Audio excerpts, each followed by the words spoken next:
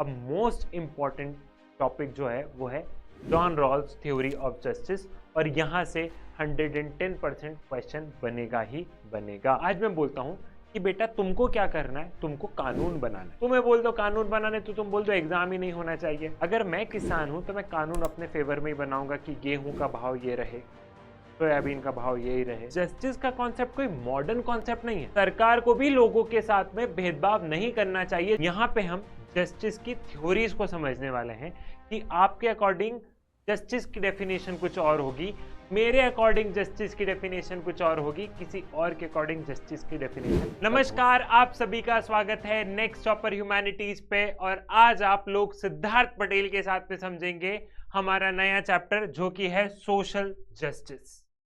Social justice, इससे आप क्या समझते हैं? जस्टिस मतलब क्या होता है? न्याय। न्याय मतलब यहाँ पे हम सुप्रीम कोर्ट, हाई कोर्ट, इन सब की बात नहीं करने वाले हैं।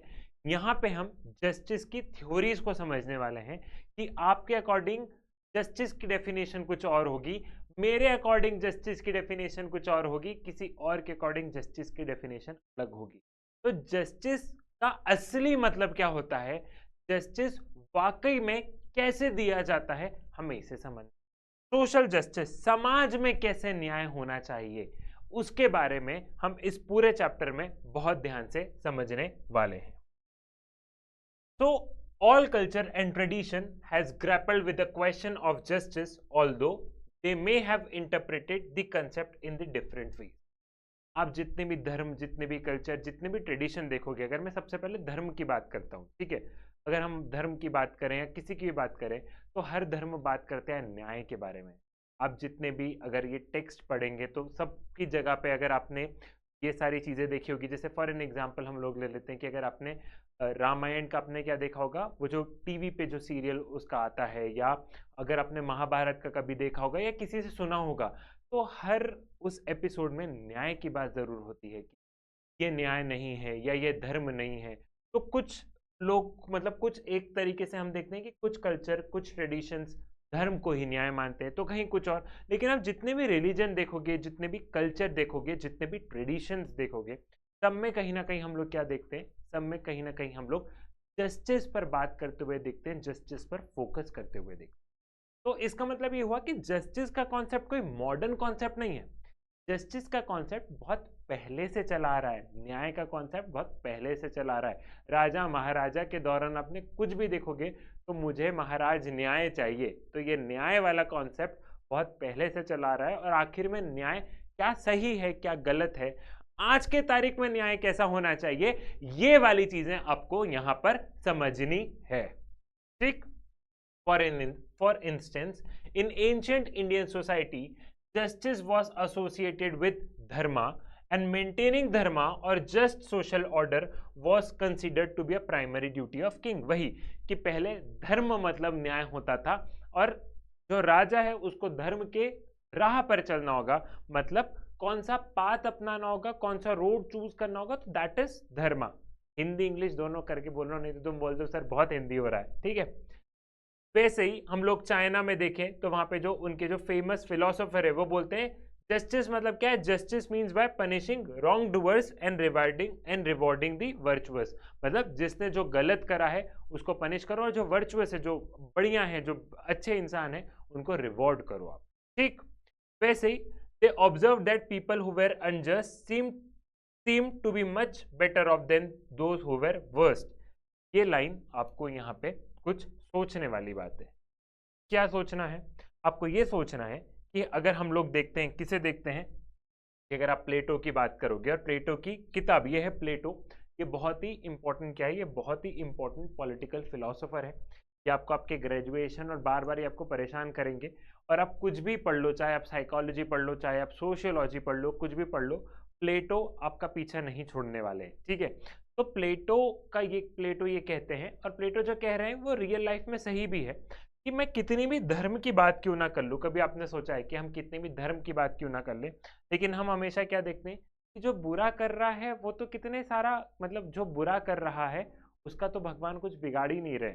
इन द सेंस आप ऐसा देखोगे कि कोई इंसान करप्शन कर रहा है, वो भी पैसे पे पैसा, पैसे पे पैसा, पैसे पे पैसा, पैसे पे पैसा, और जो सीधे सीधे रास्ते पर चल रहा है वहां पे क्या हो रहा है, जो सीधे सीधे रास्ते पर चल रहा है वो बोल रहा है भाई मुझे तो फल ही नहीं मिल रहा, इससे तो मैं टेढ़े रास्ते पे चलूं। तो ये बहुत सारे क्वेश्चन आपके मन में आते होंगे कि सीधे मार्ग पर, धर्म के रास्ते पर चलने पर, या फिर एकदम जो हम बोलते हैं ना, जो मॉरल वैल्यूज की अगर मैं बात करूं, एकदम सही से ऑनेस्टी और इन सब के साथ चलने के बावजूद हम ये देखते हैं कि जो पर्सन डिसऑनेस्ट हो रहा है वो आगे चले जा रहा है। ये सारी चीजें देखते हो। तो ऐसा जबकि नहीं होता है, हमें कुछ अच्छे से समझना होगा। मतलब इस चैप्टर में इन तमाम तरीके के क्वेश्चन के आंसर आप लोगों को यहां पर मिलेंगे। Then those who twisted rules to serve their interest, avoided paying taxes, are willing to lie and be deceitful were often more successful than those who were truthful and just। वही कि जो tax में घपला कर रहा है, जो ये कर रहा है, आप लोगों ने बहुत सारे देखा होगा कि लोग हमारा देश छोड़कर भाग गए। कुछ लोग क्यों? उन्होंने घपले किए थे। ठीक है, आप लोग न्यूज को अगर बहुत ध्यान से देखते हो या अगर आपने कभी ना कभी सुना होगा तो ये सारी चीजें आप लोग देखते हो। तो ये तमाम तरीके के क्वेश्चन आपके मन में उठते हैं कि कैसा न्याय है, ये कैसा सिस्टम है सर, कि यहाँ पे तो ये हो रहा है कि उन्होंने घपला भी कर दिया, ये भी कर दिया, आज विदेश में मजे कर रहे हैं। ठीक है, तो ये क्वेश्चन पे आपको फोकस करना है। Being an student of political science में आपको हमेशा बता रहा हूं, रटना नहीं है कॉन्सेप्ट को, हमें कॉन्सेप्ट को समझना है। पॉलिटिकल साइंस से प्यार करना हो तो कॉन्सेप्ट को समझना सीखो। ठीक है, नाउ व्हाट इज जस्टिस। अब हमने जस्टिस का मतलब बहुत अलग अलग तरीके से देख लिया। कभी हमने जस्टिस का मतलब क्या देख लिया, कभी हमने जस्टिस का मतलब धर्म से देख लिया, कभी हमने देखा कि जो इंसान गलत कर रहा है उसको क्या मिल रहा है, वो आगे चले जा रहा है। तो ये तमाम तरीके की चीजें। अब वाकई में क्वेश्चन पे आते हैं कि आज की तारीख में हम जस्टिस को कैसे समझते हैं, आज की तारीख में आप जस्टिस को कैसे देखते हो। If everyone manipulated rules to suit their own interest, no one could be sure of benefiting from injustice. The idea of justice involves giving each person his due continues to be an important part of our present day understanding of justice. The German philosopher Immanuel Kant, human being possess dignity. If all persons are granted dignity, then what is due to each them is they have an opportunity to develop their talents and pursue their chosen goals. Justice requires that we give due and equal consideration to all individuals. पहले के जमाने में क्या होता था कि जिस इंसान ने जो किया है उसके बदले में उसे वो मिलेगा। ठीक है, मतलब हम बोलते हैं ना, कर्म वाला फल वाला चलता था कि मैंने ऐसे किया तो जैसा मैंने किया है वैसा मुझे मिलेगा, जैसे मैंने बीज बोए हैं वैसे ही मैं फसल काटूंगा। लेकिन आज की तारीख में हम लोग मॉडर्न डे में क्या देख रहे हैं, जैसे इमैनुअल कांट का बात की गई कि इमैनुअल कांट बोलते हैं कि बिल्कुल आप जैसा बीज बोओगे वैसा तो काटोगे, ये दिखती सी बात है। लेकिन यहाँ पे आपको ये भी समझना है कि आज की तारीख में, प्रेजेंट डे में आपको ये देखना है कि सब लोग ह्यूमन डिग्निटी की बात करते हैं। सबसे पहले प्रेजेंट डे में एक चीज क्लियर हमें रखनी होगी कि इस दुनिया में जितने भी लोग हैं, बीइंग एन ह्यूमन बीइंग, हम सब एक same amount of dignity deserve करते हैं। ऐसा नहीं हो सकता है वो गोरा है, ये काला है, वो ये काम करता है, वो ये काम करता है, वो ये काम करता है। बीइंग एन ह्यूमन बीइंग हम क्या डिजर्व करते हैं, बीइंग एन ह्यूमन बीइंग हम ये डिजर्व करते हैं कि हमारे पास में सेम अमाउंट ऑफ डिग्निटी रहे। क्लियर है? तो ये फर्स्ट स्टेप है अगर हम मॉडर्न जस्टिस की बात करें तो। वहीं पे यहाँ पे सॉक्रेट्स जो हैं, ठीक है, सॉक्रेटिस, आप जैसे आपके उसमें बहुत सारे फिलोसोफर को देखोगे कि प्लेटो ने ऐसे बोला, ये बोला, ये बोला। तो आपको इनका जस्ट ब्रीफ बता देता हूँ। ठीक है, अभी थोड़ी देर पहले हमने प्लेटो की बात करी थी, अब ये है सॉक्रेटिस। तो यहाँ पे आप ये समझो कि जो सॉक्रेट्स हैं, ये है सॉक्रेट्स। एक इसके पहले मैंने किसका नाम लिया था, इसके पहले मैंने नाम लिया था यहाँ पे प्लेटो का। ठीक है, तो जो प्लेटो है, प्लेटो के गुरु कौन है, प्लेटो के गुरु है सॉक्रेटिस। प्लेटो के गुरु हैं सॉक्रेटिस। कोई इन्हें सॉक्रेटिस बोलता है, कोई इन्हें सॉक्रेट्स बोलता है। ठीक है, तो प्लेटो के गुरु हो गए सॉक्रेटिस। ठीक, हम बात करते हैं कि पॉलिटिकल साइंस की शुरुआत सॉक्रेटिस ने की। कोई बोलता है पॉलिटिकल साइंस की मतलब पॉलिटिकल फिलॉसफी की शुरुआत प्लेटो ने की। वेस्टर्न फिलॉसफी की बात करें, इंडियन वाले की बात नहीं कर रहे। तो जो प्लेटो है, प्लेटो अपनी किताब लिखते हैं। प्लेटो की किताब का क्या नाम है, प्लेटो की किताब का नाम है रिपब्लिक। आप बोलोगे सर ये चीज क्यों बता रहे हो, ये चीज जरा भी काम आएगी कि सोक्रेटिस गुरु हैं किसके? प्लेटो के। तो ये मान लो ये गुरु है, ये शिष्य है, और शिष्य ने अपनी एक किताब लिखी, उस किताब का नाम है रिपब्लिक। तो रिपब्लिक में लिखा कैसे है? रिपब्लिक में डायलॉग के बेसिस पे चीजें लिखी है कि सिद्धार्थ ने ये बोला, वनरा रवि ने ये बोला, अभिषेक पांडे ने ये बोला। समझ रहे हो यहाँ पे? तो कुछ इस हिसाब से डायलॉग लिखे हैं।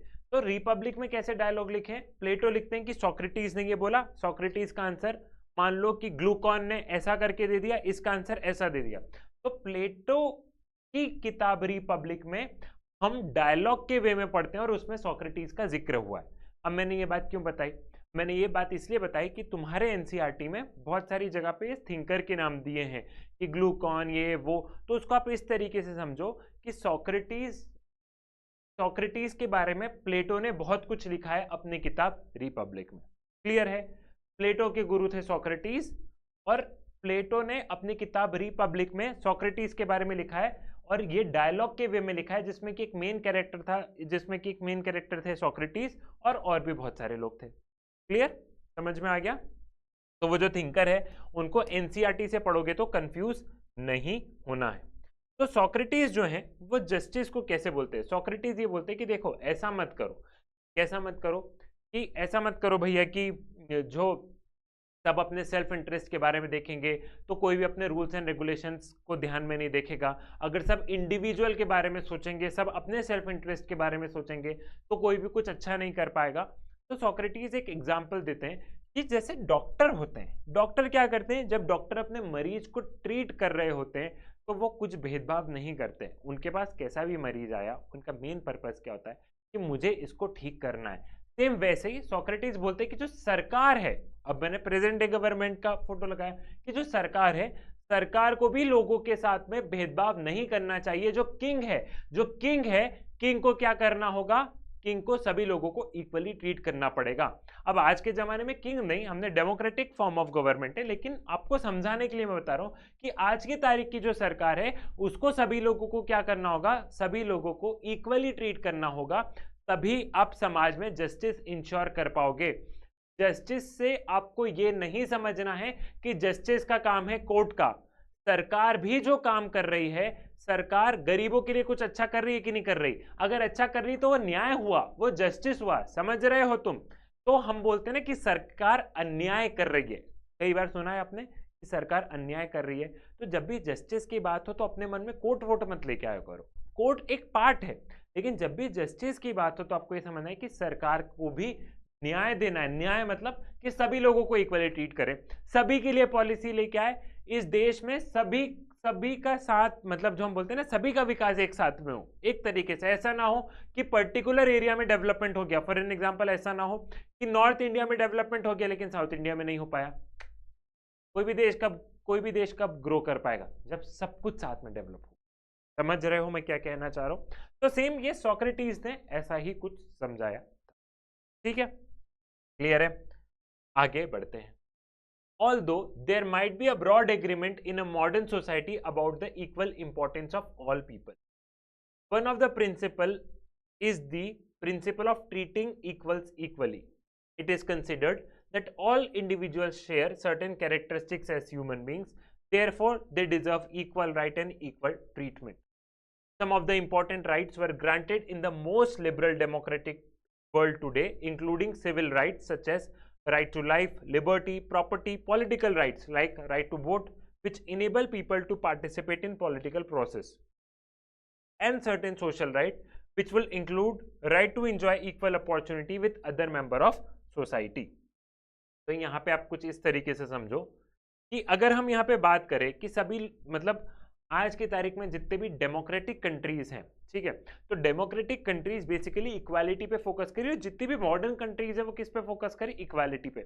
इक्वालिटी मतलब हम तुम्हारे साथ में भेदभाव नहीं करेंगे। वही पॉलिसी बन रही है, सभी को इक्वल ट्रीटमेंट दिया। आज की तारीख में हम देख रहे हैं सभी के पास में सिविल राइट्स है, सिविल राइट्स हो, सोशल राइट्स हो या इकोनॉमिक राइट्स हो, जैसे right to life, liberty, property, political rights में राइट टू वोट वगैरह हो गया। सोशल राइट्स में क्या हो गया? सोशल राइट्स में हम लोग देख रहे हैं, सोसाइटी वाली राइट्स में हम लोग क्या देख रहे हैं? उसमें हम लोग देख रहे हैं कि किसी के भी साथ कोई डिस्क्रिमिनेशन नहीं हो रहा है। समझ रहे हो? तो तमाम तरीके के इंपॉर्टेंट राइट्स देखे रखे हैं इन राइट से क्या होता है, इन राइट से एक न्याय बना रहता है कि किसी के भी साथ में डिस्क्रिमिनेशन होगा तो वो आवाज उठा सकता है। तो देखो सारे कॉन्सेप्ट इंटरलिंक्ड है। अगर आप पॉलिटिकल थ्योरी की किताब को बहुत ध्यान से समझोगे, इंट्रोडक्शन पढ़ाया, फ्रीडम पढ़ाया, ठीक है, इक्वालिटी पढ़ाया, ठीक है, सोशल जस्टिस, ठीक है, राइट्स, ठीक है, सारे चैप्टर इंटरलिंक्ड हैं। आप ये मत समझो कि जस्टिस को जस्टिस जैसा, इसमें देखो ना सारी चीजें लिंक्ड है। ये राइट्स, ये सारी चीजें इंश्योर करती है कि जस्टिस है कि नहीं है। क्लियर है, समझ रहे हो? Then apart from equal right, the principle of treating the principle of treating equals equally will require that people should not be discriminated against on the ground of caste, class, race और gender। तो लोगों के साथ में discrimination नहीं हो इन सब के बेसिस पे। और ये सारी की सारी चीजें आपको ध्यान है हमारे फंडामेंटल राइट्स में, कि ध्यान है ना इंडियन कॉन्स्टिट्यूशन एट वर्क का chapter number 2 rights in the Indian constitution, कि कोई भी डिस्क्रिमिनेशन नहीं होना चाहिए। ठीक, तो जितने भी थिंकर्स, जितने भी पॉलिटिकल फिलोसोफर है, जैसे प्लेटो हो गए, ठीक है, अभी हमने प्लेटो की बात करी, सोक्रेट्स हो गए, सोक्रेटिस हो गई, तो ये सब बात कब की है? 320 BC, एक जमाने पहले। जो तुम अपनी दादी से कहानी सुनते हो, एक जमाने में एक राजा था, ऐसा हुआ था, ऐसा हुआ था, ऐसा हुआ था, ये उस जमाने की बात है। उस जमाने में तमाम तरीके की चीजों पर डिस्कशन हुआ था, जो कि आज भी हम आज हमारे कॉन्स्टिट्यूशन में इनकॉर्पोरेट कर रहे हैं, जो कि आज हम हमारे कॉन्स्टिट्यूशन में ऐड कर रहे हैं। इसलिए हम इन थिंकर्स को पढ़ते हैं। तुमने कभी सोचा है महात्मा गांधी को क्यों पढ़ रहे हैं सर, या कभी सोचा है कि राम मनोहर लोहिया को क्यों पढ़ रहे हैं, या कभी सोचा है जयप्रकाश नारायण को क्यों पढ़ रहे हैं, नेहरू को क्यों पढ़ रहे हैं, अटल बिहारी वाजपेयी को क्यों पढ़ रहे हैं? हम लोग तो बोलते कि सर उनका टेन्योर खत्म हो गया, लेकिन उनकी कुछ बात, कुछ पॉलिसी आज के टाइम में रिलेवेंट है, इसलिए उनको पढ़ाया जाता है। अगर कोई भी, तुम एक चीज समझो कि तुम्हारे सिलेबस में कोई भी चीज ऐसे उठा के नहीं डाल देते कि चलो सिलेबस भर दो, ऐसे नहीं डालते। अगर सिलेबस में कोई चीज इनकॉर्पोरेट की गई है तो उसका रीजन है। जिस दिन वो तुम वाई जान लोगे ना, उस दिन तुम्हें ऑटोमेटिकली सारी चीजें समझ में आने लगेगी बच्चों। ठीक है? Then, however, equal treatment is not only the principle of justice. There should be circumstances in which we might feel that treating everybody equal would be unjust. अब हमने बहुत सारी इक्वल की बात कर ली कि सर इक्वल ट्रीटमेंट देना, equal treatment देना, लेकिन हर बार हम इक्वल ट्रीटमेंट भी नहीं दे सकते। क्यों नहीं दे सकते? एक एग्जांपल ले लो कि स्कूल में एग्जाम चल रहा है, ठीक है, आप लोगों का एग्जाम चल रहा है, सभी बच्चे क्या करें, सभी बच्चे पेपर दे रहे हैं। अब सब बच्चों की क्या सेम मार्क्स आ सकते हैं? नहीं आ सकते ना। मान लो इसके ज़्यादा मार्क्स आ गए, इसके कम मार्क्स आ गए, इसके फिर ज़्यादा आ गए, इसके ज़्यादा आ गए, इसके कम आ गए, ठीक है। तो यहाँ पे हम लोग क्या देखेंगे? यहाँ पे हम लोग देखेंगे कि हम इक्वालिटी का प्रिंसिपल हर जगह पे नहीं लगा सकते। कुछ चीज़ें किसके बेसिस पे होगी? कुछ चीज़ें मेरिट के बेसिस पे होगी, कि जिसने ज़्यादा मेहनत की वो ज़्यादा आगे चले जाएगा, जिसने कम मेहनत की नहीं जा पाएगा। ठीक है, तो इक्वालिटी का मतलब ये नहीं कि आप हर जगह इक्वालिटी से ट्रीट करो। कभी कभी क्या होगा, कभी कभी हम ऐसा इंश्योर नहीं कर सकते कि हर समय यहाँ पे इक्वालिटी रहे। क्लियर? तो ये बात है प्रपोर्शनेट जस्टिस। प्रपोर्शनेट जस्टिस मतलब कि हर इंसान प्रपोर्शन, एक केक है, एक केक को फॉर एन एग्जाम्पल ऐसा मान लो कि आपके घर में केक आया, ठीक है, बर्थडे था, किसका बर्थडे था? मेरा बर्थडे था, आप लोगों ने केक काटा है कि आज सिद्धार्थ सर का बर्थडे, हम लोग क्या करते हैं, हम लोग केक काटते हैं। तो और घर में 4 लोग हैं, तो आप इक्वल प्रपोर्शन बनाओगे। आप क्या करोगे? आप इक्वल प्रपोर्शन बनाओगे कि सभी के पास में 4 हिस्से रहें। अब यहाँ पे क्या होगा? यहाँ पे ऐसा होगा कि एक बोल देगा कि नहीं भाई मैं इतनी दूर गया, ठंड में गया, ऐसा किया मैंने, वो क्या बारिश हो रही थी बहुत तेज, फिर मैं भीगता हुआ गया, केक लेके आया, तो देखो थोड़ा सा हिस्सा ज़्यादा मुझे मिलना चाहिए। तो ये इंसान थोड़ा सा ज़्यादा हिस्सा ले लेगा। तो आप समझ रहे हो कि आप हर सिचुएशन में इक्वल ट्रीट नहीं कर सकते हो, क्योंकि ये बच्चा जो था, तुम जो थे, तुम बाहर गए, तुमने बाहर जाके बारिश में तुम केक लेके आए, क्योंकि बारिश में जन्मदिन है मेरा, तो तुम बारिश में जाके केक लेके आए, तो तुम्हें ज़्यादा हिस्सा मिलना चाहिए। तो सेम वैसे ही हम इक्वालिटी की बात करते हैं, इक्वालिटी रहना चाहिए, लेकिन हर सिचुएशन में इक्वालिटी हो ऐसा नहीं हो सकता है। क्लियर है? समझ गए हो तुम मैं क्या कहना चाह रहा हूं? ठीक है बच्चों, सेम वैसे ही आप ये देखोगे कि अलग अलग काम करने के आपको अलग अलग पे मिलता है। जैसे कोई एग्जांपल, कोई फैक्ट्री में काम कर रहा है, उनकी सैलरी कंपैरेटिवली डिफरेंट होगी, पुलिस की सैलरी और डिफरेंट होगी, यहाँ पे डॉक्टर जो कमा रहे होंगे वो अलग होगी। तो यहाँ पे क्या होगा, यहाँ पे आप इक्वालिटी की बात नहीं कर सकते हो, ठीक है।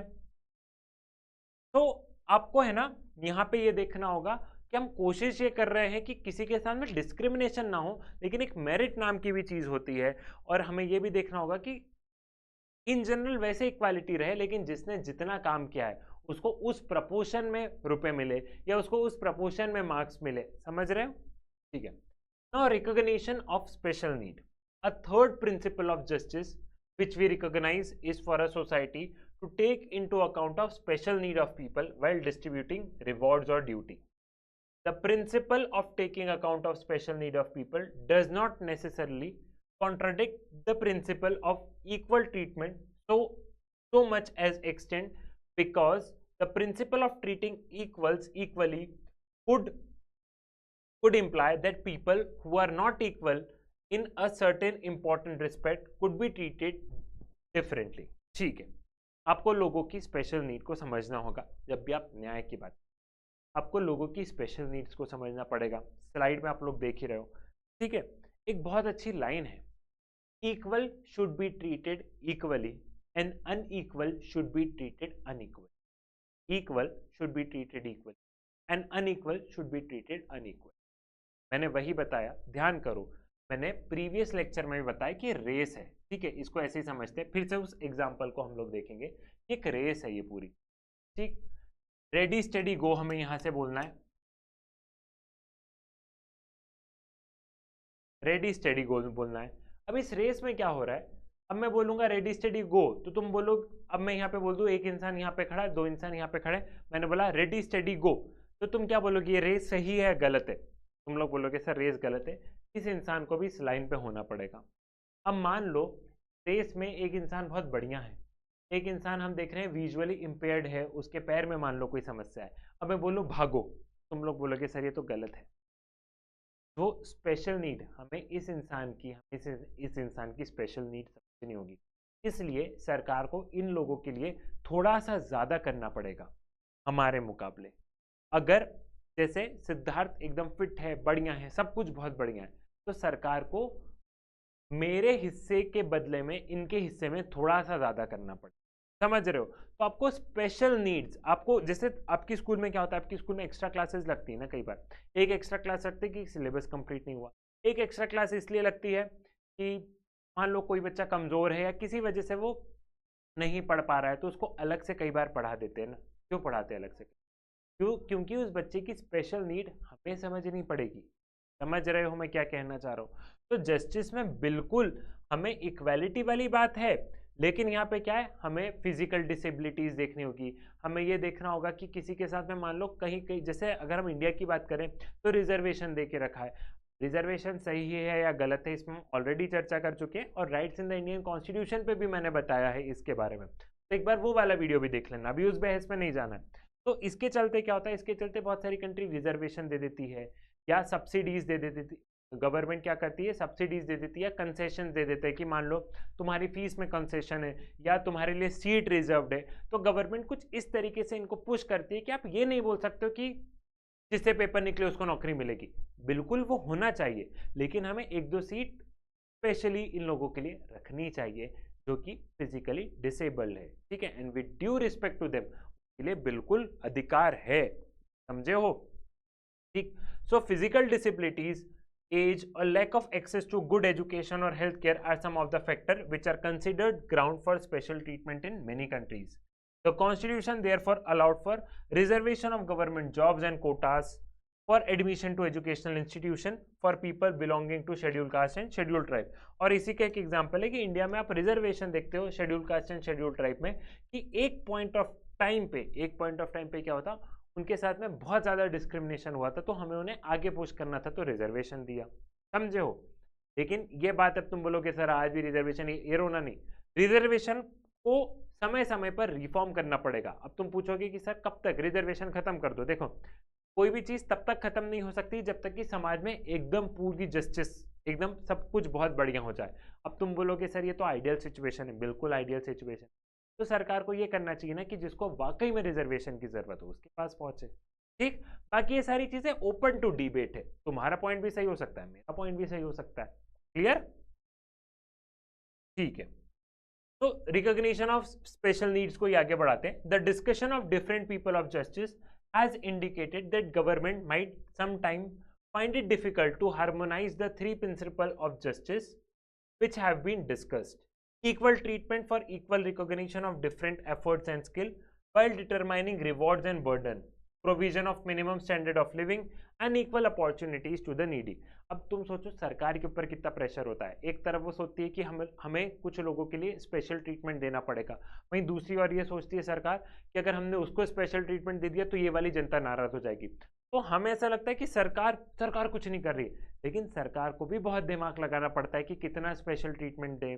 हमें ये देखना पड़ेगा कि सभी के पास में इक्वल अपॉर्चुनिटी रहे, मतलब सभी लोग स्कूल जा सके, इक्वालिटी ऑफ अपॉर्चुनिटी ऑलरेडी बता चुका हूँ।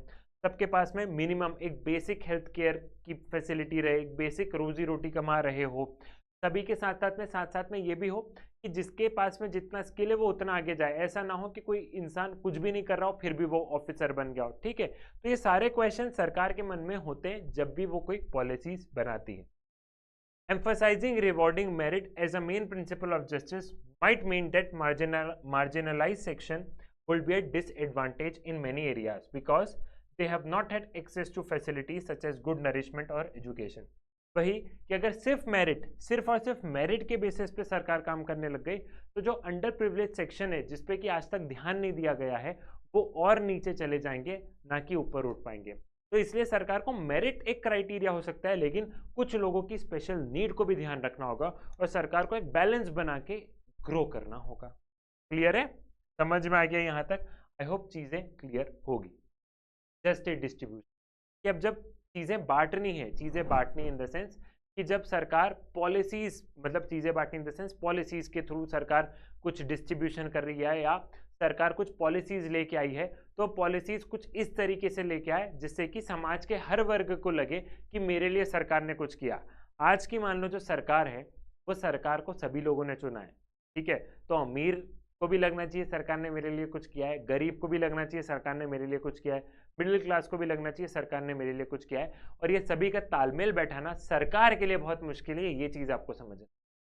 To achieve social justice in society, government might have to do more than just ensuring that laws and policy treat individual in fair manner. Social justice also concern the just distribution of goods and services, whether it is between nation or between groups and individual within a society. ठीक है, तो यहाँ पे जब भी सरकार policies बना देना और उससे कुछ नहीं होगा, सरकार को रियल लाइफ में भी ऐसा दिखाना होगा कि फेयर डिस्ट्रीब्यूशन, मतलब हम सबके बारे में सोच रहे हैं, साथ साथ में हम लोगों की स्पेशल नीड को भी कंसिडर कर रहे हैं। उसका एक छोटा सा एग्जांपल देख लेते हैं कि different state government has also taken some measure to redistribute important resources like land in a more fair way by instituting land reform. जैसे बहुत सारी राज्य सरकार जो स्टेट गवर्नमेंट है उन्होंने क्या किया, लैंड रिफॉर्म्स लेके आए कि जो बड़े बड़े अमीर लोग हैं उनकी लैंड कहीं ना कहीं गरीबों में डिस्ट्रीब्यूट किया जाए। ऑल्दो ये पॉलिसी फेल हो गई, ये हो गया, मतलब बहुत सारी जगह पे फेल हो गई, लेकिन फिर भी ये पॉलिसी लेके आई थी कि कम से कम जो बहुत जमींदारी जो सिस्टम थी उसको अबॉलिश करना है तो अपने को लैंड रिफॉर्म्स लाना होगा, गरीबों के पास भी लैंड रहे। ये तमाम तरह की कोशिश सरकार समय समय पर करती रहती है, कुछ कोशिश फेल हो जाती है, कुछ कोशिश सक्सेसफुल हो जाती है। Clear? So difference of opinion on matter such as whether and how to distribute resources and equal access to education and job arose fierce passion in society and even sometimes provoke violence.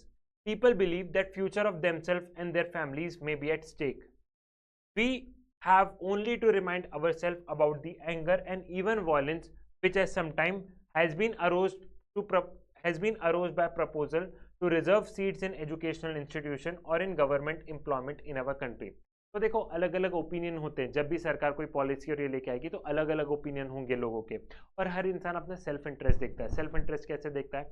आप देखते होंगे कि reservation, मुझे reservation चाहिए, मुझे reservation चाहिए, चलते लोग क्या करते हैं, ट्रेन की पटरी पे बैठ जाते हैं, कई बार वॉयलेंस पे उतर जाते हैं, लोग एक दूसरे को मारने लग जाते हैं। लोग ऐसा क्यों करते हैं? क्योंकि सबको अपने लिए, देखो समाज के बारे में आज मैं आपको बहुत ऑनेस्टली बताता हूँ, नो डाउट मैं ये नहीं बोल रहा हूँ कि हम देश के बारे में नहीं सोचते हैं, नो डाउट मैं ये भी नहीं बोल रहा हूँ कि हम समाज के बारे में नहीं सोचते, हम सबके बारे में सोचते हैं, लेकिन ह्यूमन नेचर क्या होता है कि सबसे पहले वो अपने बारे में सोचता है, अपने बारे में, उसके बाद में अपने परिवार के बारे में सोचता है। वो सोचता है मुझे रिजर्वेशन चाहिए, दूसरे का मुझे क्या करना, मुझे नौकरी।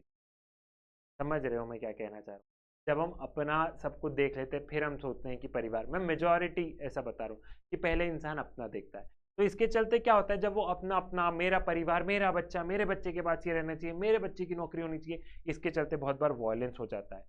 सरकार भी समझ नहीं पाती है कि क्या करे, क्योंकि आज इनको रिजर्वेशन दे दिया तो कल दूसरा बोलेगा, दूसरा बोलेगा तो तीसरा बोलेगा। तो ये सारी चीजें हम लोग जब भी रिसोर्सेज डिस्ट्रीब्यूट करने की बारी आती है, जब भी पॉलिसीज या जब भी कुछ करने की बात आती है, तो यहाँ पे हम लोग हमेशा एक वॉयलेंस वाली सिचुएशन देखते हैं और कोई ना कोई सेक्शन हमेशा दुखी रहता है। तो as an student of political theory, however, we should be able to calmly examine the issue involving in terms of understanding the principle of justice, and can a scheme to help disadvantage justified in terms of theory of justice।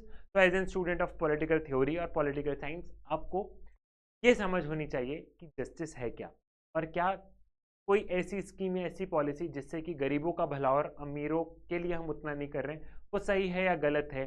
इन सारी चीज़ों को जवाब आपको पता होना चाहिए। Political science मतलब ये नहीं है कि संविधान पढ़ लिया और खत्म हो गया। पॉलिटिकल साइंस में आपको पॉलिसीज बनानी है, आपको काम करना है सरकार के साथ में, तो आपको पता होना चाहिए कि पॉलिसीज कैसे बनना है। प्रेसिडेंट के power, function, fundamental rights, chief minister से अगर सिर्फ इतना याद करने से सब कुछ हो जाता तो क्या बात थी, ये तो सब किसी को भी याद हो जाएगा।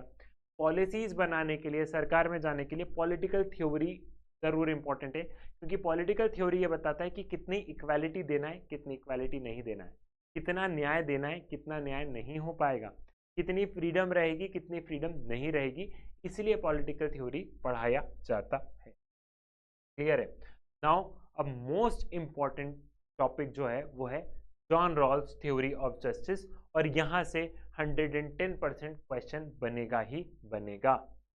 तो देखो अब इसको समझते हैं अपन जरा, ठीक है।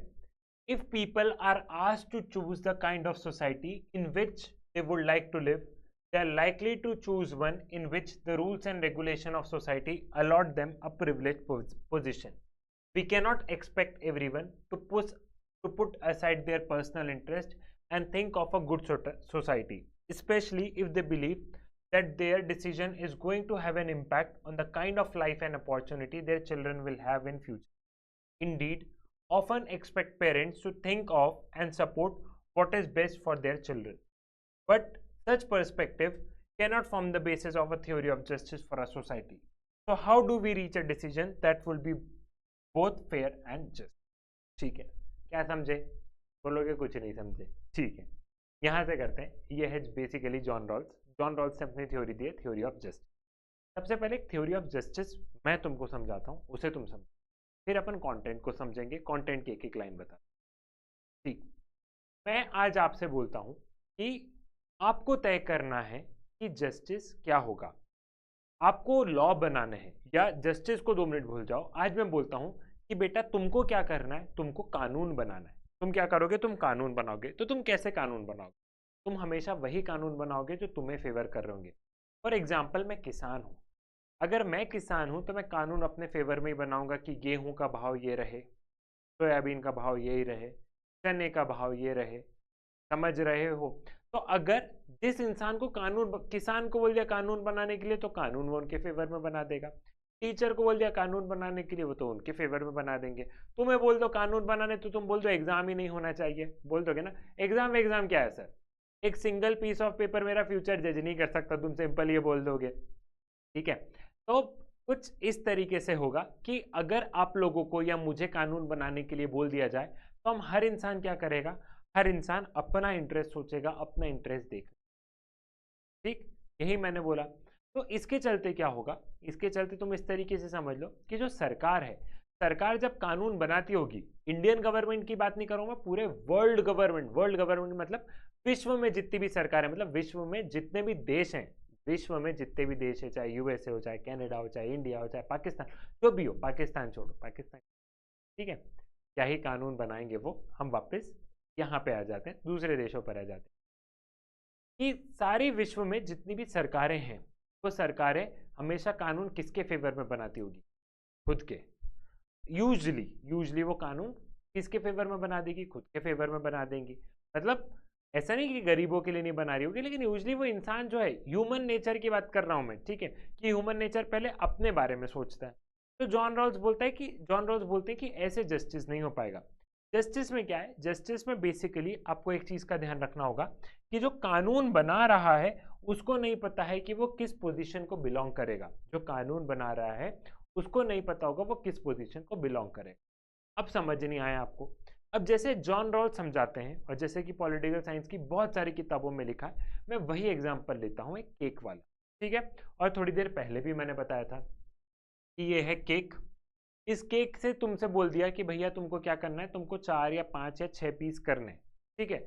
अब मान लो कि केक तुम काट रहे हो, ठीक है, केक तुमने काटा, लेकिन बात ये हुई थी कि जब केक तुम काटोगे तो उठाएगा कोई दूसरा इंसान। फॉर एग्जाम्पल कि केक तुमने काटा है और बात हुई है कि उठाएगा कोई दूसरा फ्रेंड, फिर आखिरी में तुम्हारा नंबर आएगा। तो अब बताओ तुम केक कैसे कट करोगे? तुम केक कोशिश ये करोगे कि केक के सभी पीस इक्वल हो। क्यों? क्योंकि केक काट तुम रहे हो, लेकिन केक का कौन सा पीस तुम खाओगे ये सबसे आखिरी में तुम्हारी टर्न आएगी। तुमने केक काटा, तुम्हारे बगल वाला पहला पीस उठाया, उसके बगल वाले ने दूसरा पीस उठाया, उसके बगल वाले ने तीसरा पीस उठाया, उसके बगल वाले ने चौथा पीस उठाया, फिर तुम्हारी बारी आई। अब तुमको ये है कि अगर तुम एक पीस बहुत बड़ा रख दोगे तो वो लोग खा लेंगे ना, और एक पीस छोटा रख दोगे तो तुम्हारे हिस्से में छोटा वाला आएगा। तो केक काट कोई और रहा है और उठा कोई और रहा है, समझो?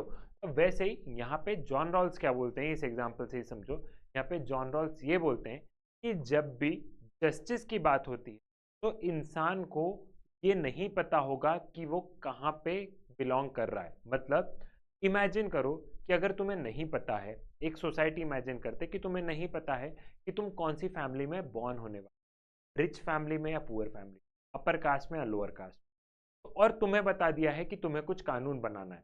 तो अब तुम कानून कैसा बनाओगे? क्योंकि तुमको तो नहीं पता, तो तुम्हें डर होगा। तुम्हें क्या डर होगा? मान लो मैं गरीब फैमिली में बिलोंग हो गया तो तुम कानून गरीब के फेवर में करो। मान लो अगर मैं लोअर कास्ट फैमिली में बिलोंग हो गया तो तुम कानून लोअर कास्ट फैमिली के फेवर में कर दोगे, विद ड्यू रिस्पेक्ट। सिर्फ समझना है अभी आपको। तो इंसान अपना वर्स्ट देखता है, जब उसे कुछ नहीं पता रहता है तो वो इंसान क्या करेगा, वो इंसान एकदम अपना वर्स्ट देखने लग जाता है कि क्या होगा। ऐसा ही जॉन रॉल्स यहाँ पे बता रहे हैं। वैसे ही कि अगर तुम्हें अगर यहाँ पे केक है, केक तुम्हें काटने को बोला है, तो तुम्हें ये बोला गया है कि केक काटोगे तुम, लेकिन तुम्हें सबसे आखिरी में हिस्सा मिलेगा। तो तुम क्या करोगे? तुम अपना वर्स्ट देखोगे ना, कि अगर मैंने सबसे बड़ा हिस्सा कर दिया तो सबसे बड़ा हिस्सा वो ले जाएगा, फिर उससे बड़ा वो, उससे मेरे पास तो सबसे छोटा हिस्सा रहेगा। समझ रहे हो मैं क्या बताना चाह रहा हूँ तुमको? तो इस चीज को जॉन रोल्स ये बोलते हैं कि बिल्कुल जस्टिस, जब भी आपको तय करना हो कि जस्टिस के प्रिंसिपल क्या होंगे, जब भी जस्टिस की क्या बात होगी, तो वो इंसान सब कुछ भूल जाएगा। सब कुछ भूल जाएगा मतलब आप ये समझो कि कोई इंसान है जिसको कि नहीं पता है कि वो कहाँ पैदा होने वाला है, कि सोशल सर्कमस्टेंसेज में पैदा होने वाला है, क्या इकोनॉमिक सर्कमस्टेंसेज रहेगी। तो वो इंसान क्या करेगा? तो वो इंसान अपना वर्स्ट सोच के कानून बनाएगा, और जब वो वर्स्ट सोच के कानून बनाएगा तो कानून बहुत सही रहेगा। जॉन रॉल्स बोलते हैं कि जब इंसान को कुछ नहीं पता होगा तो उसको वो क्या टर्म देते हैं? उस चीज को वो टर्म देते हैं वेल ऑफ इग्नोरेंस। क्या टर्म देते हैं वो टर्म देते हैं veil of ignorance. Rawl describe this thinking as veil of ignorance. Veil of ignorance मतलब कि मुझे कुछ भी नहीं पता है कि मैं कहाँ पे बॉर्न होने वाला हूँ, कहाँ पे कैसी चीज होने वाली है, कहाँ पे चीजें कैसी रहेगी। तो इस कॉन्सेप्ट को हम क्या बोलेंगे? इस कॉन्सेप्ट को वेल ऑफ इग्नोरेंस बोलेंगे। यहां तक की चीजें क्लियर हुई। अब जब मैं वेल ऑफ इग्नोरेंस में हूं तो मैं हमेशा कानून किसके फेवर में बनाऊंगा? मैं ये सोचूंगा कि अगर मैं गरीब के परिवार में पैदा हो गया तो मैं कानून हमेशा किसके टूवर्ड्स टिल्ट हो जाएगा? वो पुअर फैमिली के उसमें टिल्ट हो जाएगा। समझ रहे हो? ऑल्दो ये सारी चीजें प्रैक्टिकली पॉसिबल नहीं है, लेकिन जॉन रॉल्स एक तरीके से आपको ये बताने की कोशिश कर रहे हैं। क्या बताने की कोशिश कर रहे हैं? कि जब भी आप जस्टिस को लेके, जब भी आप न्याय को लेके लॉज बनाओगे, न्याय को लेके जब आप पॉलिसीज बनाओगे, तो आपको हमेशा वर्स्ट वाला हिस्सा सोचना पड़ेगा। आप भूल जाओ कि आप गरीब हो, आप भूल जाओ कि आप अमीर हो, आप भूल जाओ आप किस कास्ट से बिलोंग करते हो, और फिर जब कानून बनाओगे तो वो कानून एकदम सही रहेगा। आज की तारीख में अगर सरकार कानून बनाती है तो वो सरकार ये देखती है कि वो किस पोजीशन पे बिलोंग कर रही है। आज की तारीख में सरकार ये देखेगी कि कैसे पैसे लेना है, ठीक है, आज की तारीख में तुम कानून बनाओगे तो तुम अपने इंटरेस्ट में कानून बनाओगे, क्योंकि तुमको पता है कि तुम समाज के किस हिस्से को बिलोंग कर रहे हो, तुम्हारा ऑक्यूपेशन क्या है। जैसे मैंने एग्जांपल बताया, आज की तारीख में अगर तुमको कानून बनाने की बात हो जाए तो तुम बोल दो एग्जाम कैंसिल, तुमने अपना देखा है।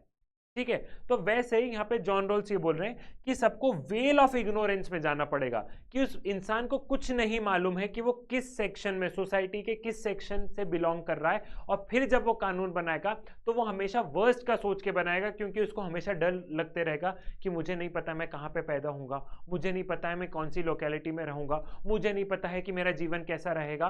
तो मैं कानून कुछ इस हिसाब से बनाता हूँ कि मान लो मैं कभी बुरी से बुरी कंडीशन में भी चला गया तो भी मेरा वेलफेयर होता रहे, तो भी मेरे हिस्से में चीजें होती रहे, फिर मैं अमीर के हिस्से के कानून नहीं बनाऊंगा।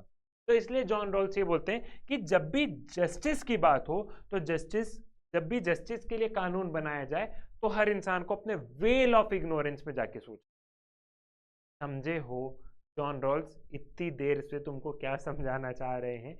ये जॉन रॉल्स की अपनी किताब है अ थ्योरी ऑफ जस्टिस। जैसे जैसे तुम ग्रेजुएशन में आगे बढ़ोगे तो तुम्हें इस थ्योरी में और समझ में आएगा कि जॉन रॉल्स वाकई में कहना क्या चाहते थे। लेकिन बेसिकली अभी आपको एक अंडरस्टैंडिंग के माध्यम से ये समझना है कि यहाँ पे जॉन रॉल्स बस आपको बताना चाह रहे हैं कि जब भी न्याय के लिए आप कोई भी, जब भी आप जस्टिस के लिए कोई भी काम करो तो आप क्या करोगे, तो आप कुछ इस तरीके से कानून बनाओ जिससे कि सबका भला हो, एंड स्पेशली जो वर्स्ट वाला है उसका भला हो। क्योंकि कोई भी इंसान, आज की स्थिति में तुम लोग कानून बनाओगे तो तुम अपनी चीजें सेक्रीफाइस करोगे क्या? नहीं करोगे ना। ठीक है, समझे? यही जॉन रॉल्स यहाँ पे समझाना चाह रहे हैं। एक बार रीड कर लेते हैं फटाफट, तो ऑटोमेटिकली यहाँ पे आइडिया लग जाएगा तुम लोगों को। ठीक है, John Rawls has tried to answer this question. He argues that the only way we can arrive at a fair and just rule if we imagine ourselves to be in a situation in which we have to make decision about how the society should be organized, although we do not know which position we will ourselves occupy in that society. वही बात है जो मैंने बताया कि आपको कानून बनाना है लेकिन आपको ही नहीं पता कि आप समाज के किस हिस्से में बिलोंग करोगे। वही केक वाली बात कि केक काटना है तुमको, ठीक है, लेकिन उस केक का पीस उठा कोई और रहा है। मैंने केक काटा, पहला पीस किसने उठाया? अभिषेक पांडे ने। दूसरा पीस बनरा रवि ने। तीसरा पीस मानुश्री पचौरी ने। चौथा पीस दिगराज सर ने। पांचवा पीस और ने। तो मैं केक कैसे काटूंगा? क्योंकि मुझे डर है कि अभिषेक सर तो ज़्यादा हिस्से का केक खा जाएंगे। तो मैं क्या करूंगा? मैं बराबर का काटूंगा कि जब मेरा नंबर आए, मेरे को भैया जितना हिस्सा अभिषेक सर ने खाया है, जितना हिस्सा रवि सर ने खाया है, वही हिस्सा मुझे भी मिले। यही जॉन रॉल्स कह रहे हैं और यही तुम्हारी किताब कह रही है। बढ़े आगे, समझ में आ गया है? तो यहाँ पे जॉन रॉल्स यही कहना चाह रहे हैं कि जब भी जस्टिस की बात हो, जब भी आप लोग जस्टिस के प्रिंसिपल को बनाओ तो क्या सोच के बनाओ कि हम एकदम स्टार्टिंग पॉइंट पे हैं, हम एकदम वेल ऑफ इग्नोरेंस में, तभी आप बहुत अच्छा प्रिंसिपल बना पाओगे। आप ये देखोगे कि मैं किसान हूं तो किसान के फेवर में कानून बन जाएगा। आप ये देखोगे कि मैं सरकार में हूं लेकिन मैं इंडस्ट्रियलिस्ट हूं, तो आप हमेशा कानून किसके फेवर में बना दोगे? उस इंडस्ट्रियलिस्ट के फेवर में। तो न्याय के लिए जब पॉलिसी बनेगी या कोई भी पॉलिसी बनेगी तो आपको ये भूलना होगा कि आप समाज के किस वर्ग से बिलोंग करते, तभी वो बेस्ट पॉलिसी। क्लियर? ठीक है। Pursuing social justice. If in a society deep and persistent division exists between those who enjoy greater wealth and property and the power which goes with such ownership and those who are excluded and deprived, we will say that the social justice is lacking there. किसी भी समाज में अगर आपको हमेशा division देखने को मिलेगा, डिवीजन कैसे देखने को मिलेगा कि कोई एक सेक्शन बहुत अमीर है और कोई एक सेक्शन बहुत गरीब है, तो आपके समाज में कहीं ना कहीं जो आपकी पॉलिसीज है, जो जस्टिस है, वो कहीं ना कहीं लैक कर रहा है। मैं हमेशा बोलता हूँ कि ये आइडियल सिचुएशन होगी। ऐसा कभी भी नहीं हो सकता है कि मेरे पास भी 100 रुपये हो, तुम्हारे पास भी 100 रुपये हो, किसी और के पास भी 100 हो, किसी और के पास भी 100। हमेशा ये रहेगा कि मेरे पास में 100 है, किसी के पास में 1000 करोड़ है, या किसी के पास में 200 है, या किसी के पास कुछ है।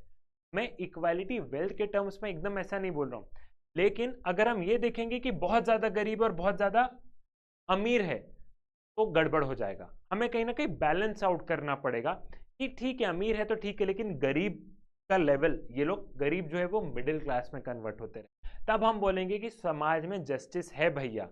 अगर किसी सोसाइटी में आप बहुत ज़्यादा अमीर और बहुत ज़्यादा गरीब देखोगे तो मामला बिगड़ जाएगा और आप बोलोगे वो जो समाज है वो कोई बहुत अच्छा समाज नहीं है। How can we decide that what are the basic minimum condition of life needed by people. अब सवाल ये आता है कि सर आप डिसाइड कैसे करेंगे कि कौन कौन सी बेसिक कंडीशन होती है। तो इसके लिए अब तुम देखोगे कि various methods of calculating the basic need of people have been devised by different government and by international organization like World Health Organization, World Bank हो गया, IMF हो गया। But in general it is agreed that basic amount of nourishment needed to remain healthy, housing, supply of clean drinking water, education, and a minimum wage will constitute an important part of these basic conditions. Providing people with these basic needs is considered to be one of the most important responsibility of a democratic government. However, providing such basic condition of life to all citizens may pose a heavy burden on government, particularly in countries like India. अब हमने बात कर ली कि गरीब को middle class करना है। Middle class के लिए बेसिक कंडीशन क्या होगी कि उसके बच्चे को अच्छा हेल्थ केयर मिले, एजुकेशन अच्छा खासा, थोड़ा खासा वो अच्छा कमाता रहे, बस इतना ही चाहिए। ऐसे तो कभी भी नीड फुलफिल हो ही नहीं सकती है। लेकिन इतनी सारी चीज करने के लिए भी सरकार को कितना काम करना होगा, और सरकार इतना काम करी तो सरकार पे बोझ। तुम लोगों को पता है कि नहीं पता कि इंडिया भी, हम लोग भी लोन लेते हैं, ठीक है, इंडिया भी लोन लेता है वर्ल्ड बैंक, IMF से। और गूगल करना कि इंडिया पे कितना लोन है, ये तुम्हारा होमवर्क है कि तुम लोग ये गूगल करोगे। साथ ही साथ तुमको ये भी पता होना चाहिए कि इंडिया मतलब भारत सरकार जो सेंट्रल गवर्नमेंट है उनका तो लोन का खाता चल ही रहा है, साथ ही साथ स्टेट गवर्नमेंट का भी लोन होता है कि मध्य प्रदेश सरकार का अपना लोन, उत्तर प्रदेश सरकार का अपना लोन, गुजरात का अपना है, ठीक है। तो स्टेट गवर्नमेंट भी अलग अलग जगह से लोन ले रही है, ठीक। ये लोन क्यों ले रही है? क्योंकि हमें क्या करना है। तुम लोन क्यों लेते हो? घर का लोन क्यों लोगे? घर बनाना है। कार का लोन क्यों लोगे? कार खरीदना है। तो सरकार लोन क्यों ले रही है? कि वो गरीब को मिडिल क्लास में कन्वर्ट करना है, वो वैसा काम करना है, वो रोड बनाना है, वो ये करना है, ये करना है। वो काम करने के पैसे नहीं है, तो हम लोन ले लेके ये काम करवा रहे हैं। तो सरकार के ऊपर कितना बर्डन होगा? जब तुम्हारे घर पे लोन होता है तो बर्डन होता है कि नहीं होता? पापा से पूछना। बर्डन होता है, किस्तें जाती है जाता है, तो सरकार के ऊपर भी तो बर्डन रहेगा। कोई एक दो लोगों को तो थोड़ी ना देखना है, करोड़ों में लोगों को देखना है। तो ये सारी चीजें आपको सोचनी है कि गवर्नमेंट से हम बार बार गवर्नमेंट से उम्मीद कर रहे हैं कि सरकार ये नहीं करती, सरकार ये नहीं करती, सरकार ये नहीं करती, सरकार ऐसा कर रही, सरकार वो कर रही, ये कर रही, वो कर रही। लेकिन सरकार के पास बहुत सारे काम है और सरकार के पास पैसा भी नहीं है, वो भी वो कहीं और से ले रही है, ठीक है। तो ये तमाम तरीके की जो डिबेट्स है, यही डिबेट तुमको पॉलिटिकल थ्योरी बताता है कि हमें इन सब का आंसर ढूंढना है। हमें सोशल जस्टिस, जब हम समाज में जस्टिस की बात कर रहे हैं तो हमने ये तो देख लिया कि गरीब के लिए क्या हुआ, मिडिल क्लास के लिए क्या हुआ, अमीर के लिए क्या हुआ, लेकिन हमें एक सरकार का पर्सपेक्टिव भी तो देखना होगा कि सरकार की अपनी भी कुछ बंदिशें हैं। नहीं तो सरकार नोट छाप छाप के, जैसे तुमने पढ़ा होगा ना कि जब आरबीआई में नोट प्रिंट हो रहे तो सरकार सबको रुपए ना बांट दे, लेकिन वैसा नहीं कर सकते, इन्फ्लेशन बढ़ जाएगा, समझ रहे हो। तो बहुत सारी चीजें सरकार के हाथ में भी नहीं है, और इसलिए तुमको पॉलिटिकल थ्योरी पढ़ा रहे कि जब तुम आगे जाके पॉलिसी बनाओगे मेरे लाल, तो बहुत अच्छी पॉलिसी बनाओगे। यही सारी डिबेट्स को तुम दिमाग में रख के बनाओगे, क्योंकि तब तुम्हें सबके पर्सपेक्टिव को देखना पड़ेगा। क्लियर है? ठीक है। तो यहाँ पे a debate is currently going on in our society as well as in other part of world about whether promoting open competition through free markets would be the best way of helping the disadvantaged without harming the better off member of society, or whether a government should take a responsibility of providing basic minimum to the poor if necessary, even though a redistribution of resources। तो इसी के चलते एक debate चल रही है। Debate क्या चल रही है कि या तो सब कुछ मार्केट पे छोड़ दो, मार्केट में मतलब डिमांड सप्लाई पे छोड़ दो, जिस इंसान में जितनी काबिलियत होगी वो उतना सामान खरीद लेगा, जिसमें नहीं होगी नहीं होगी। जो इंसान आगे है वो अपने मेरिट की वजह से आगे, उसने मेहनत करी, जो पीछे है तो तुम उसको छोड़ दो। तो एक डिबेट तो ये है। दूसरी डिबेट ये कि नहीं भैया, सरकार को इंटरफेयर करना पड़ेगा, सरकार को लोगों का साथ देना पड़ेगा। क्यों? क्योंकि कुछ लोग पीछे छूट गए हैं, तो सरकार को बड़े भाई की तरह हाथ पकड़ के उन लोगों को आगे लेके जाना पड़ेगा। सरकार को एज एन पेरेंट्स की तरह जो लोग पीछे छूट गए हैं उनका हाथ पकड़ के उनको आगे बढ़ाना पड़ेगा। तो ये दो डिबेट है। एक डिबेट टोटली बात करती है मेरिट और कंपटीशन पे कि फ्री कंपटीशन रहने दो, ठीक है, फ्री कंपटीशन रहने दो, तुम यहाँ पे एकदम फ्री मार्केट रहने दो। और दूसरा है स्टेट इंटरवेंशन, मतलब कि सरकार को इंटरफेयर करना पड़ेगा। अब जो फ्री कंपटीशन वाले हैं वो क्या बोलते हैं, वो ये बोलते हैं कि इंडिविजुअल को फ्री छोड़ दोगे, सब कुछ मेरिट के बेसिस पे होगा, सब कुछ टैलेंट के बेसिस पे होगा, तो लोग आगे बढ़ेंगे, लोगों को बूस्ट मिलेगा, लोग और ज्यादा कमाने की सोचेंगे। और अगर तुम लोग रुपए बांट रहे हो तो तुम लोग क्या करोगे, तुम लोग को आलसी कर रहे हो। तुमने ये भी देखा होगा जब सरकार ज्यादा ज्यादा फ्री में चीजें देती है तो लोग आलसी हो जाते, दारू पी रहे होते हैं। वो 100 रुपए का कुछ अच्छा कर सकते हैं, लेकिन ये तुमने देखा होगा कि आज 100 रुपए दिए मस्त दारू पी लिया, क्यों?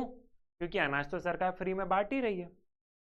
ये भी सोचने वाली डिबेट है, ये सारी चीजें तुमको सोचनी है।